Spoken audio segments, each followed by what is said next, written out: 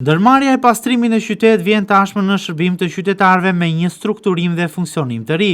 Ndryshe nga më parë, punojësit e kësaj ndërmarrje nuk do të shihen më të përqendruar në vetëm një vend për të pastruar një zonë, por do të jenë të ndarë në disa zona dhe bllokë banimi.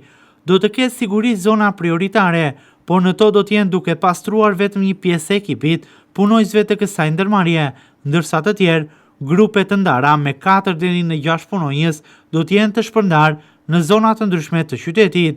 Kjo bëhet me qëllimin e vetëm që të rritet efikasiteti në pastrim. Ka qenë kjo një mënyrë e ndarjes së punës e drejtuesit të ri të kësaj ndërmarrje, Neritan Caushi, i cili ka menduar këtë riorganizim.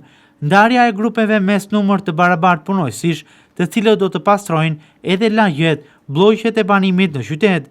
Praktikisht, pastrimi do të kryhet në 2 fronte, në ato pjesë të Vlorës të cilat kanë fluksi më të lartë të lëvizjes të qytetarëve dhe rrjedhimisht më tepër mbeturina, të cilat do të pastrohen çdo ditë, por edhe me ekipe të ndara në brendësi të bllokëve të banimit që do t'i pastrojnë këto të fundit.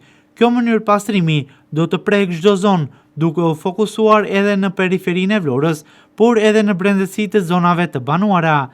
Sipas ndarjes, zonat prioritare do t'jenë ato si bulevardi i Vlorës, lungomare apo transballkanike, që sigurisht do t'jenë në fokus të çdo nate në pastrimin e kësaj ndërmarrje. Do të pastrohen edhe sheshet kryesore, por edhe territoret përreth të tregjeve, si vendet me grumbullimin më të lartë të mbeturinave. Krahas ekipeve që do të jenë të vendosura në këto zona, do të ketë ekipe me 4 deri në 6 punonjës që do të pastrojnë bllokët e banimit, ku secila nga këto ekipe sipas edhe ndarjes udhëzimeve paraprake do të shkojë për të pastruar çdo zonë të qytetit, edhe në brendësi të lagjes, por edhe në periferi. Ndërkohë që për punojësit e pastrimit është ndryshuar tashmë edhe orari. Ata do të pastrojnë vetëm për gjatë mbrëmjes dhe orëve të para të mëngjesit zonat e banuara. Pastrimi fillon nga ora 22:23 e mbrëmjes për të përfunduar rreth orës 3 apo 4 të mëngjesit. Çdo ditë do të jetë i shtrirë në disa zona. Ky ndryshim i orarit bëhet për shkak se kërkohet që qyteti të mos ketë më shqetësime, por edhe të shmanget orari i pikut i lëvizjes, duke mos ndikuar në jetën e përditshme të qytetarëve.